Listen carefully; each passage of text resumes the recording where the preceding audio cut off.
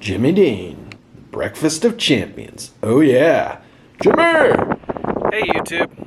So the other day I posted a video, a day in the life of a homeless teacher in Eagle, Colorado, or Eagle County, and I've got some good news. So looks like tonight will be the last night that I need to work late and work on the curriculum, and maybe tomorrow I will be hitting it in a room that it looks like I'll be able to rent. So that's good. And I also wanted to say it's not that bad. Like, it's not like being Skid Row homeless here. So don't worry too much. I just thought I'd show you what I was doing while I didn't have a place out here.